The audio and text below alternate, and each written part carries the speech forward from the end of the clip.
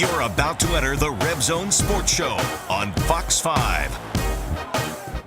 Two words that haven't been heard at UNLV since 2008, win streak.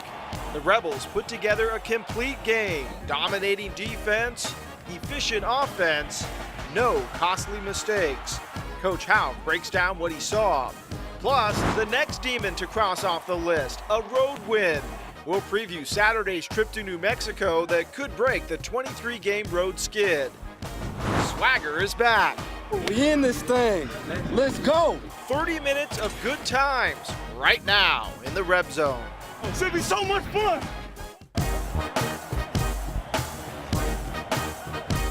This is the Reb Zone Sports Show, only on Fox 5. Hang another W on the board for UNLV as the Rebels have fought back to 500. Thanks for joining us inside the Reb Zone. Kevin Bollinger alongside head football coach Bobby Houck. And that term win streak, kind of nice to hear. Yeah, that's your term, not mine. We've got two in a row. Let's be fun to really get a win streak going, Kevin, and hopefully we can do that. All right, they got the win last night against Western Illinois. Slow starts had plagued the Rebels the last couple of weeks, but last night things really clicked from the beginning as the tone was set in the first half. Let's go. Let's go, man. Let's feed the team right now.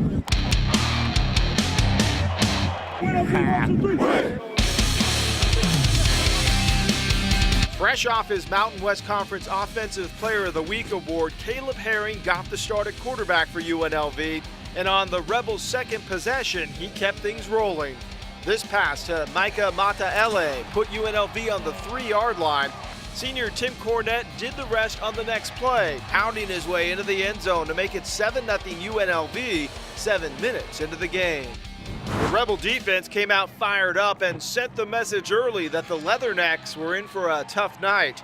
With Western Illinois driving a 3rd and 8 on the UNLV 13, but Tyler Gaston comes up with the big sack. That led to 4th down, and once again, the D harassed quarterback Trenton Norvell, and UNLV got the ball back. The Rebels would go right down and get a 43-yard field goal from Nolan Cohorst to make it 10-0 at the end of the first quarter. The Leathernecks drove back into the red zone, but once again, the defense made the stop. On 4th and inches, Western Illinois rejected. Coach Houck was pumped, and the defense put a goose egg on the board for the 4th consecutive quarter dating back to last week. The Rebels would get on the board one last time before the half. Herring goes over the middle to tight end Jake Phillips, who takes a licking and keeps on ticking right into the end zone, and UNLV was clicking, up 17-0 at the break.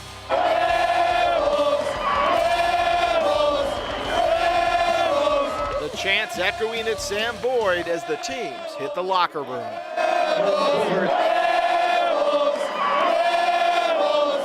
Let's talk a little bit about the first half, and I'm sure it's nice to get the fast start and get a little breathing room in terms of the score as you go into the locker room. Well, you know, contrary to last week where we were down 21-0 there in the first half early, it was nice to come out and get a quick start and be up 17-zip, 10-0 in the first quarter. Had a couple of big 4th down stops. The wind was a factor. You saw them go for it on 4th and long. They'd had a little issue with their field goal, and I don't think they felt good about kicking it from that distance. And then the 4th and a foot stop was a really big deal. Your defense set the tone in the beginning of this game, just like they did in the second half the previous week. You know, we're playing some good defense right now. It's kind of exciting to see. Our guys are tackling well. They're swarming to the football. They're playing hard. We gave up a couple of plays, both in the first half and the second half, that you know, we want to clean up. But, you know, sometimes the receiver will make a play on the ball. He'll beat the corner of the ball, but we rose up and sent him back with the sack 2 plays later, and then didn't let him put any points on the board in that first half, which was great. Well, the solid play on both sides of the ball did continue in the second half as the quest for a complete game became reality. Let's go, man. In the trenches right now. Trenches on me, trenches on 3. 1, 2, 3, trenches.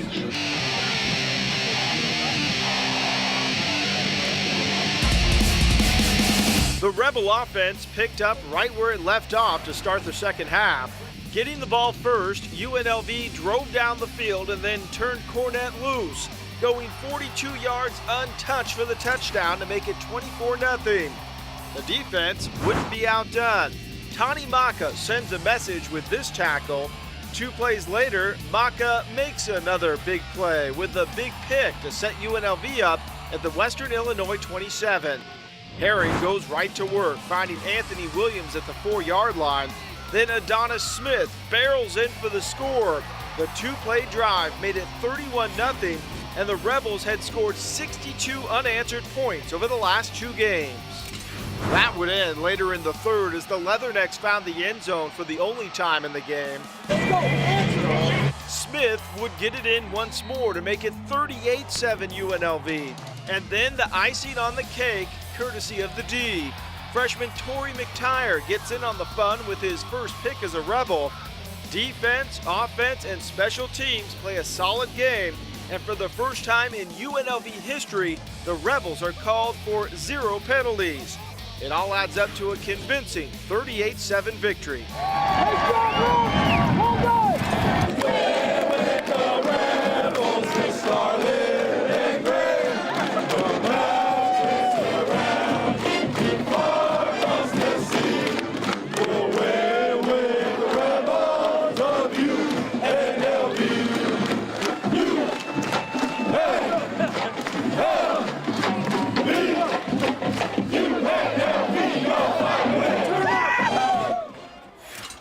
Good-looking group there. They look good, but they're not going to make it past the first round of American Idol anytime soon, I don't think so. No, I think let's stick to the football and not the singing for these guys. They're doing that all right. They're doing a pretty good job of that stuff. Is this the best 6-quarter stretch during your time here at UNLV that this team and program has played? Yeah, I think so. Probably, you know, the thing that you had mentioned on the show where it's 62 straight points or something was kind of impressive. And you know, the guys are playing well. They're playing with a lot of confidence. They look like they're enjoying themselves, and really fun to watch them go. And the 2 turnovers were huge.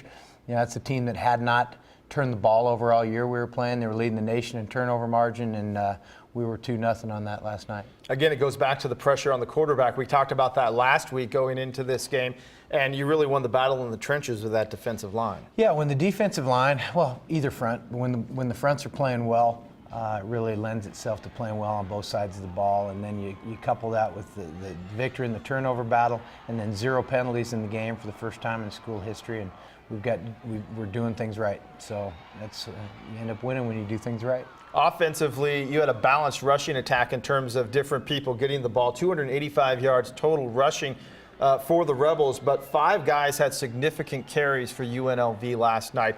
And I would assume that makes you really happy in terms of what you can do here down the road with this team. Well, when you rush the ball for as many yards as we did, you have a real chance to win the game. It goes with the turnovers and the penalty thing.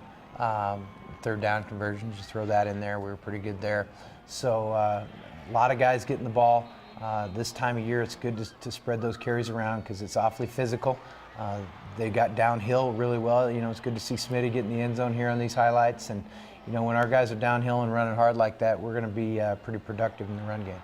Caleb Herring managed the game well once again. Maybe not the big stats that he had the week before, but he seemed to be control of this offense while he was into those first 3 quarters. Yeah, moving the chains, hitting a good percentage. We could help him out a little bit without dropping a couple balls, but it's good to see Jake Phillips hang on the last one. And, you know, we just got to keep going and keep moving those chains and keep putting points on the board. More to talk about with this one. Straight ahead, we'll have more analysis from Coach Howe. Plus, the Rebel players react after the game. What do they think is the difference in this year's team as UNLV heads into conference play? Find out next in the Reb Zone.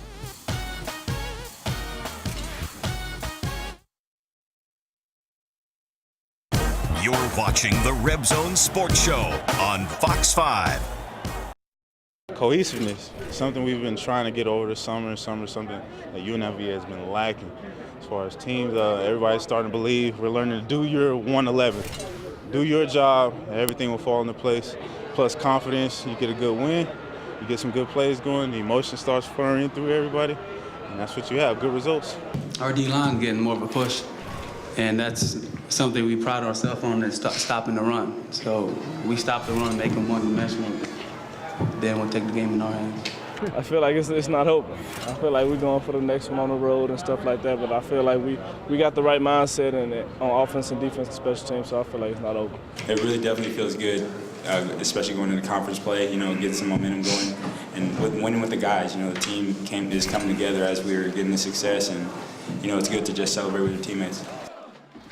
You heard Tyler Gaston say, do your 111. All teams preach that, but you really have to have the players buy into it. Are these guys now buying into that philosophy? Yeah, I think so. I think you get into trouble sometimes, especially on the defensive side of the ball, if you try to do more than that. What we really talk a lot about is doing your part of each play perfectly, and that's 1/11th of what's out there. He was pretty good on there. He might be after your job one of these days. Hey, he can or come mine on. For that matter. He can come on over and intern with us anytime. Yeah. We'd love to have him. Momentum is maybe, again, another term that the media overuses, but do you believe in the power of momentum as this team has put together now 6 good quarters in a row? Well, it's a much more pleasant deal to be a part of when you've got some wins and you get a couple wins in a row. It's fun to go to work as a player and a coach, and it's easier to have a good attitude. I think you find out a lot about yourself when you have to deal with adversity and about your football team. But we'll have a lot of fun this week preparing for New Mexico because we're coming off a win. And like I've said to you before, it's much easier to correct and improve after a win because the guys are wanting to hear it a little bit more. We're certainly going to be talking a lot about the New Mexico game in a few minutes. And when UNLV goes on the road like they will do this week, it is not just the team that needs to get there. There is a ton of equipment that has to make the trip as well. Like most major college teams, the Rebels transport by truck. This one donated by the Pulett's family. Now, what's different this year is that for the first time, the truck has been wrapped with everything UNLV football, including the schedule. It's road advertising for the university when the equipment crew heads out. Normally it'll be 2 or 3 days, so they get there plenty of time. So we'd like to be able to, when our charter lands in the destination, of course, the trailer's already sitting there at the stadium.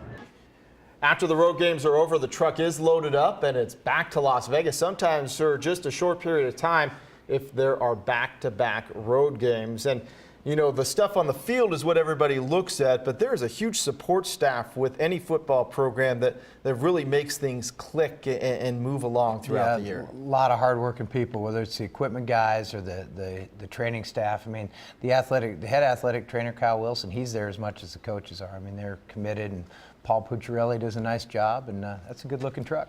It is a good-looking truck, and we'll just keep putting big W's on the back of that truck with the schedule. That would be good. We have a big game coming up. We're going to talk about that for the second time this season and first time in more than 3 weeks. The Rebels are hitting the road. Up next in the Reb Zone, we're going to preview the New Mexico game to find out what UNLV will be facing to try and snap that road losing streak. We're back in 2 minutes.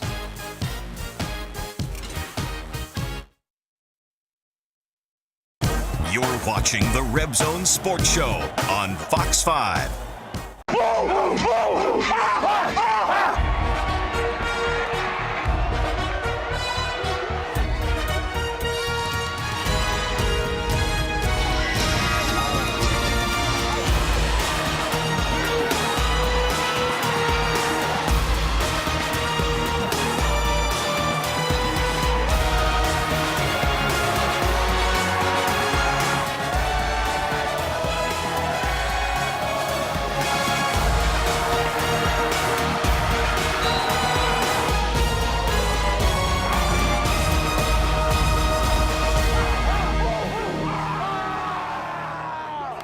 It is time for the meat of the schedule to begin the Mountain West Conference games, and things get rolling this Saturday when UNLV travels to Albuquerque to take on New Mexico and a team that the Rebels look to match up well against.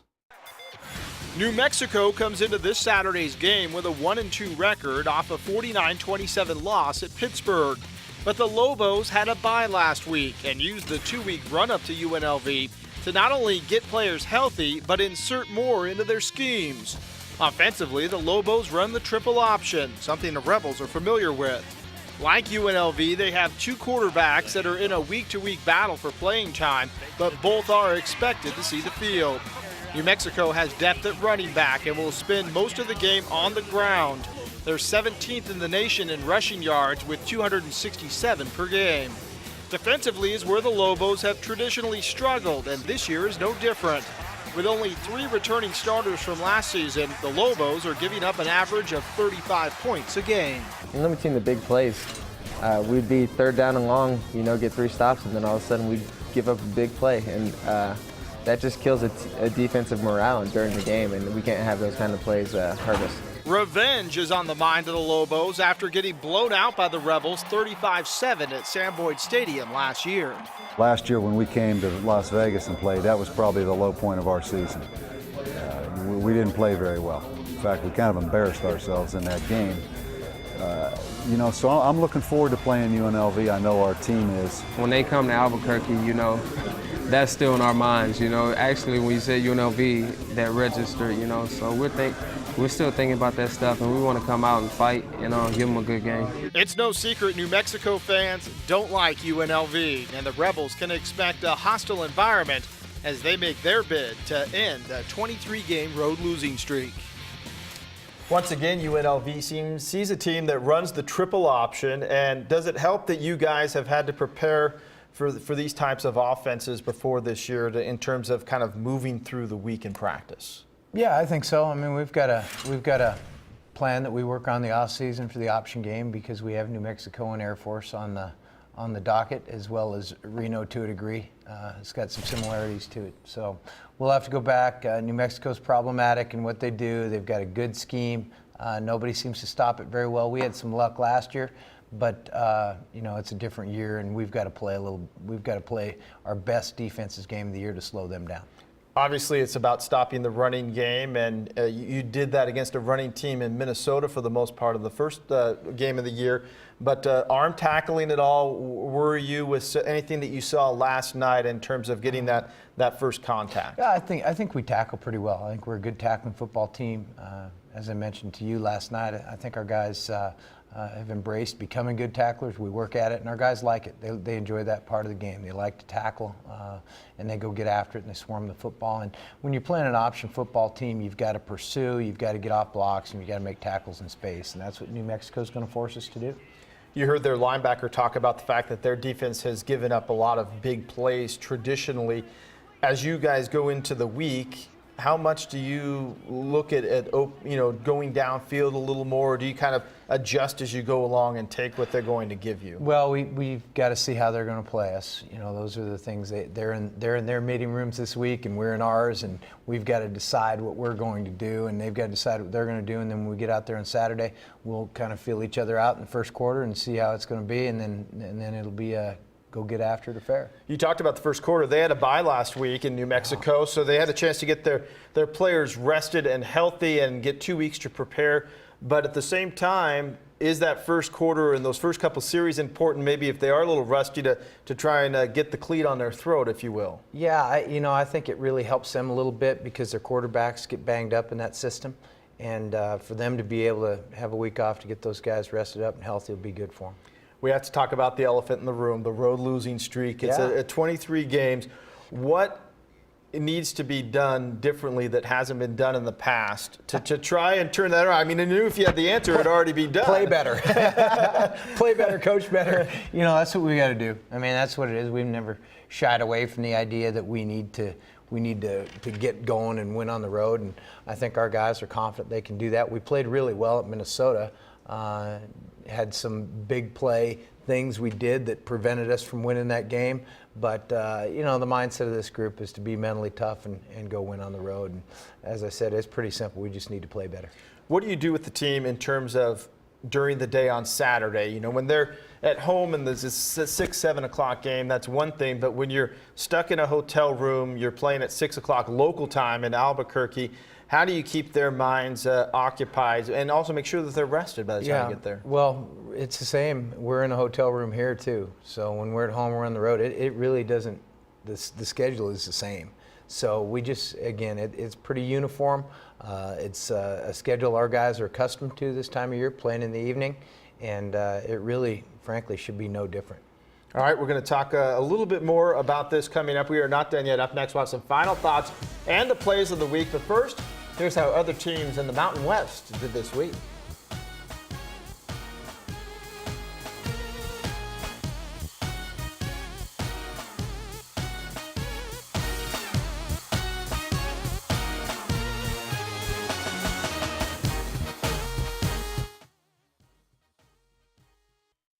You're watching the Reb Zone Sports Show on Fox 5. So a couple of possible milestones can get knocked off, and I know that it is a wins and losses world, and if a win in New Mexico comes on Saturday, you get the third win of the season, which would be the most in your time here in a season, and you get rid of the road losing streak. But more importantly, you guys would head into the bye 3-2 and above 500. Yeah, all in 1 month. How about that? We're making progress as a football team, and there's been good things going on the last couple weeks for our guys, and they've really bought in. They're working hard at it, and we need to go have an inspired effort in terms of preparation this week, and then go play a good football game. Our guys will be excited to play. They'll go play hard. We've got that down. They'll be physical. We need to play well in New Mexico to win. We are looking forward to it. Kickoff is set for 5 p.m. Las Vegas time on Saturday night. Of course, we'll be in Albuquerque with the team to be on the field, give you all the highlights, and we're going to give them to you and break it all down inside the Reb Zone next Sunday night at 11. Thanks for joining us tonight. We're going to leave you with some of the Rebel football plays of the week from yet another win for UNLV football, this time against Western Illinois. Have a great night.